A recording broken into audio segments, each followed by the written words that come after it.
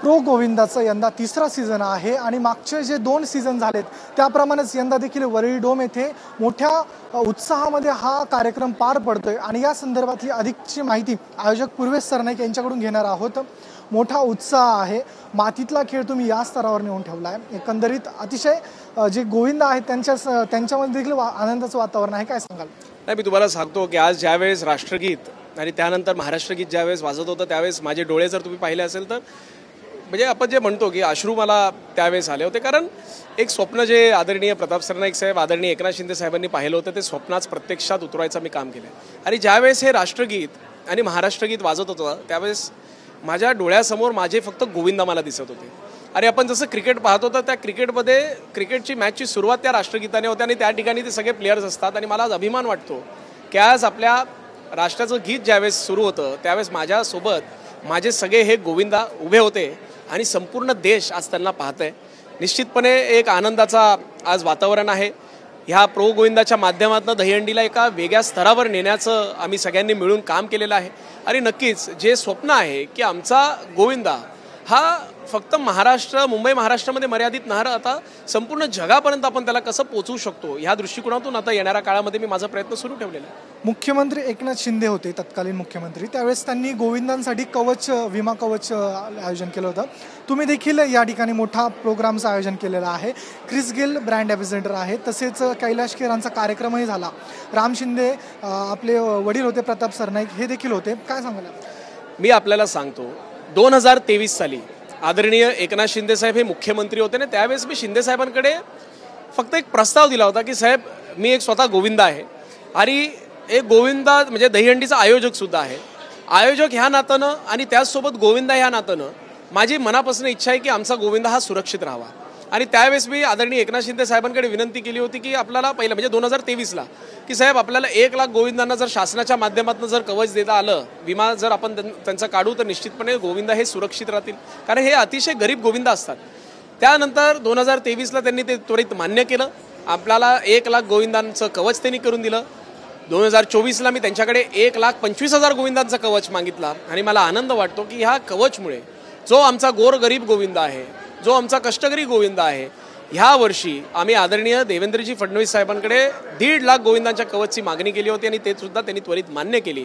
आणि म्हणून मी महाराष्ट्र शासनाचे आदरणीय एकनाथ शिंदे साहेब, आदरणीय देवेंद्रजी, आदरणीय अजितदादा आणि आदरणीय प्रताप सरनाईक साहेबांचे मनापासून आभार व्यक्त करतो की आज आमच्या गोविंदांना सुरक्षित ठेवण्याचं काम हे महाराष्ट्र शासन करतं आहे। आणि मी आपल्याला सांगतो, क्रिस गेलनी मला विचारलं की ही मुलं काय करतात, मी त्यांना सांगितलं म्हणजे त्यांच्या ह्याच्यामध्ये मी त्याला, कारण शेवटी इंडियन रुपीज त्याला कळत नव्हते, मी त्याला सांगितलं हे बिचारे आमचे जे गोविंदा आहेत हे कोणी $100 प्रति महिना कमवतो, कोणी $150 प्रति महिना कमवतो, तर कोणी $200-300 पण कमवत असेल असं मी त्याला ज्यावेळेस सांगितलं त्याला शॉक बसला, त्याला धक्का बसला की $100 कमवणारा हा मुलगा आज ह्या प्लॅटफॉर्मवर आलेला आहे। आणि मी तुम्हाला सांगतो की माझी हीच इच्छा आहे की ह्या प्रो गोविंदांच्या माध्यमातून आम्ही सुद्धा त्यांना मदत करतोय। प्रत्येक प्लेअरला रोख रक्कम तर आहे, परंतु रोख रक्कम व्यतिरिक्त सुद्धा आम्ही प्रत्येक प्लेअरच्या हातात पैसे कसे पोहोचू शकतात ह्या दृष्टिकोनातून आम्ही आज काम करतोय। अभिमान वाटतो, मागच्या वर्षी 3,200 खेळाडूंपैकी 317 खेळाडू यांना त्यांच्या संघ मालकाने नोकरीवर लावलं होतं आणि ह्या वर्षी माझी इच्छा हीच आहे की ते 317 ह्यावेळेस किमान 650 तरी व्हावं या दृष्टिकोनातून आपला हे जे आहे प्रयत्न सुरू आहे। 3 दिवस हा कार्यक्रम आहे, काय स्वरूप आहे नेमकं याचं? बघा, आपण जसं म्हणालो की भारत की मिट्टी भारत का आसमान, महाराष्ट्र हे आपल्या भारत देशाचा अभिमान आहे आणि आपल्या या महाराष्ट्राची संस्कृती आहे, या संस्कृतीला संपूर्ण जगापर्यंत पोहोचवण्यासाठी आम्ही मेहनत करतोय। ह्या प्रो गोविंदा ह्यापूर्वी 1 दिवसाचा असायचा, परंतु ह्या वर्षापासून आम्ही एक मानस घेतला होता की आपण प्रो गोविंदा हे किमान 3 दिवसासाठी केलं पाहिजे। सगळ्या आज संपूर्ण देश त्याला पाहतोय आणि निश्चितपणे आम्ही ह्या 3 दिवसाच्या आमचा ह्याला आम्ही महोत्सव म्हणतो, हा उत्सव नव्हे तर आमच्यासाठी महोत्सव आहे आणि या महोत्सवाला आम्ही निश्चितपणे अतिशय चांगल्या प्रकारे आज त्याचं नियोजन करून ह्या 3 दिवसाच्या संपूर्ण कार्यक्रमाच्या माध्यमातून म्हणजे आज तुम्ही जसं विचारलं की कैलाश खेरजी होते, डान्सेसचे काही आपले महाराष्ट्राच्या संस्कृतीवर जे डान्सेस आहेत ते या ठिकाणी दाखवलेले आहेत, सोबतच अनेक मराठी इंडस्ट्रीचे सेलिब्रिटीज येणार आहेत, अनेक स्पोर्ट्स सेलिब्रिटीज आज उद्यामध्ये आपल्याला पाहायला मिळतील आणि निश्चितपणे शेवटच्या दिवशी सलीम सुलेमान, शेवटी बघा आज कैलाश खेरजी हे पद्मश्री आहेत, अशा लोकांना आपण संधी देतोय। आज आपला महाराष्ट्राचा अनेक लोक टीका करतात की महाराष्ट्र आहे, महाराष्ट्र आहे, पण आज माझी भाषा मराठी आहे, मला अभिमान आहे माझ्या मराठी भाषेवर, मी आज सगळं जरी झालं तरी मी माझा जो कार्यक्रम आहे तो पूर्ण आज या ठिकाणी मराठीमध्ये दाखवतो, याचाही मला खूप अभिमान वाटतो, आनंद वाटतो. आणि निश्चितपणे या प्रो गोविंदाच्या माध्यमातून आम्ही एक वेगळी उंचीवर आमच्या या गोविंदांना आणि या दहीहंडी उत्सवाला घेऊन जाऊ. प्रो गोविंदा आहे मतलब पॉवर्ड बाय रॅपिडो आहे, यावरून कुठेतरी राज्यातल्या विरोधकांनी टीका करायला सुरुवात केलेली आहे. प्रामुख्याने विजय वडेट्टीवार आहेत किंवा रोहित पवार आहेत, यांनी टीका केलेली आहे की सुरुवातीला हा स्टंट एक प्रकारे रॅपिडो पकडली प्रताप सरनाईकांनी आणि त्यानंतरला आता पैसे उकळून इथं सेन्सॉरशिप घेतलेली आहे. काय सांगा? मी आपल्याला एक गोष्ट सांगतो की आदरणीय सरनाईक साहेबांनी रॅपिडोला जे काही ते परिवहन मंत्री म्हणून त्यांनी जो इन्स्पेक्शन केला आणि त्यांनी जे त्यांच्यावर कारवाई केली, कायदेशीर कारवाई केली, ती कायदेशीर कारवाई ही 2 जुलैला केली होती.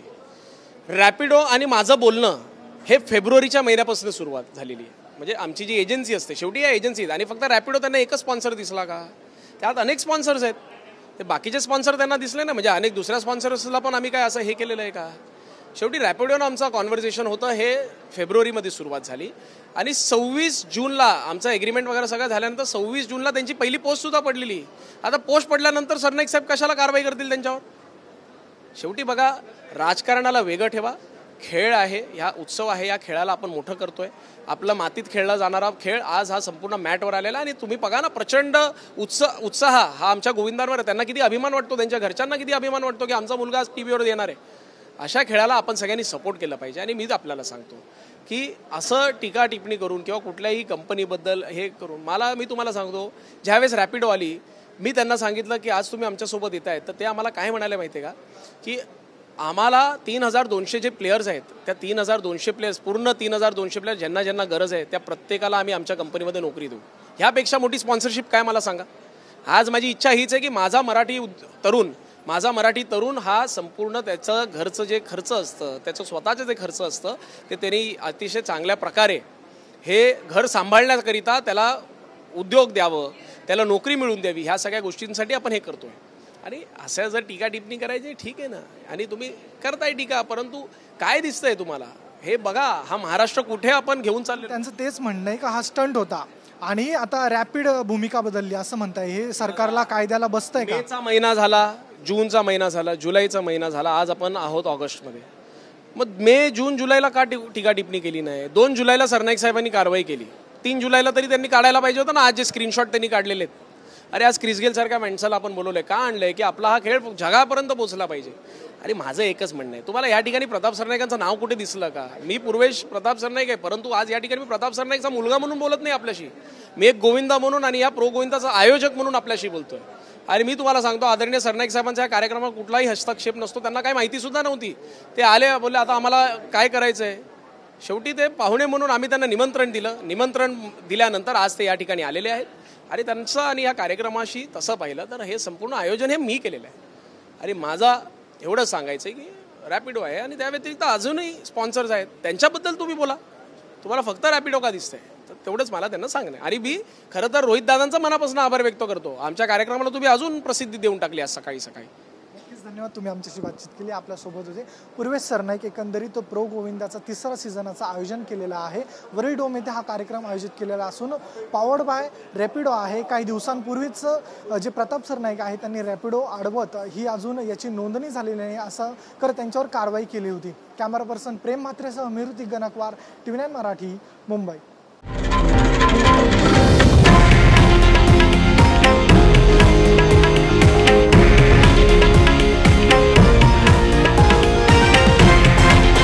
हे आहे देशातील नंबर 1 न्यूज नेटवर्क आणि आपण पाहत आहात TV9 मराठी, एकमेव.